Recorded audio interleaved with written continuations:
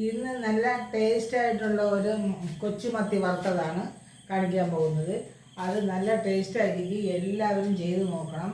അത് ചെയ്യാത്തവർ ചെയ്താൽ 1 കിലോ മത്തി വറുത്തതാണെങ്കിലും അത് കഴിച്ചു പോകും, അത്ര ടേസ്റ്റാണ്. നല്ല പച്ച ഫ്രഷ് മത്തി കിട്ടി. ആ 1 കിലോ മത്തി ഞാൻ വെട്ടി വറുത്ത് ശരിയാക്കിയിട്ടുണ്ട്. അതിൽ വേണ്ട സാധനങ്ങൾ എന്താണെന്ന് വെച്ചാൽ പച്ചക്കുരുമുളക്, ഈ പച്ചക്കുരുമുളക്, വെളുത്തുള്ളി, ഇഞ്ചി, ഇത് ചുവന്ന ഉള്ളി, ഇത് ഇത്രയും കൂടെ അരച്ച് വേസ്റ്റാക്കി, പിന്നെ മുളക് പൊടി, പിരിയൻ മുളക് പൊടിയും കൂടി ചേർത്ത് വേസ്റ്റാക്കി പുരട്ടി അത് അരമണിക്കൂർ വെച്ചേക്കണം.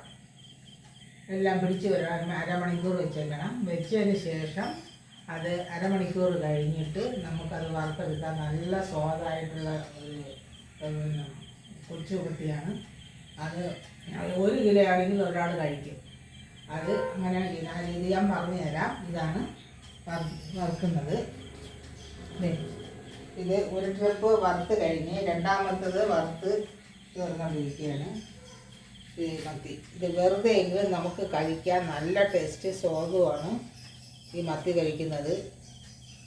കഴിച്ചു നോക്ക്, കഴിച്ചു നോക്ക്.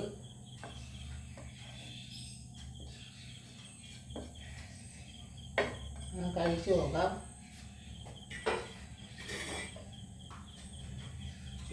ചൂട് കൈകൊള്ളി പോകുന്നു.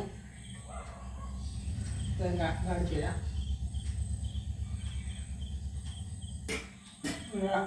ഉഗ്രം സോറ.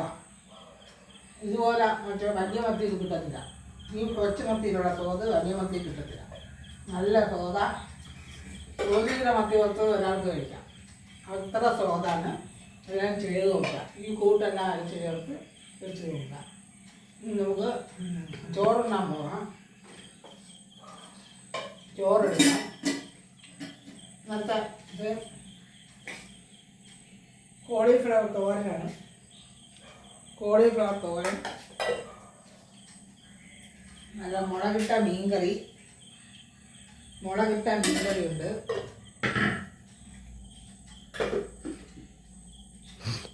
പിന്നെ ചീര, വൈറ്റമിൻസ് അടങ്ങിയ ഭക്ഷണം, ചീരത്തോരനുണ്ട്. ചീരത്തോരനുണ്ട്. ഇതൊക്കെ പച്ചച്ചീരയാണ്. ഇതൊക്കെ നല്ല വൈറ്റമിൻസാണ്, അതൊക്കെ കഴിക്കണം. അപ്പം നമുക്കിനി ചോറുണ്ടാകണ്ട, ചോറുണ്ണാൻ പെടാം. മനസ്സിലാക്കണം. എനിക്കില്ല. ഇത് ഫോണും കണ്ടാ ഇപ്പോൾ ഓണായിക്കൊണ്ടിരിക്കുക. മേലെ നോക്കിക്കഴിഞ്ഞാൽ അറിയാം. സംശയം ഉണ്ടെങ്കിൽ ഇവിടെ നോക്കുമ്പോൾ ചുമങ്ങിരിക്കും. പിന്നെ അവിടെ എങ്ങാനും ഓണായിക്കഴിഞ്ഞാൽ ഓണായി. ഇനി പിന്നെ എടുത്തിട്ട് അതിൽ ഇവിടെയും കുത്തണ്ട. പിന്നെ ഓഫാക്കാനായി ഇത് ചെയ്യണമെങ്കിൽ അവിടെ കുത്തുന്നു. പിന്നെ ഇടയ്ക്ക് വേണ്ട, ഇവിടെ കുത്തിക്കഴിഞ്ഞാൽ അത് സ്റ്റോപ്പായി പോവും. അപ്പം ഇത് മാത്രം മതിയാ? എൻ്റെ കൊച്ചെ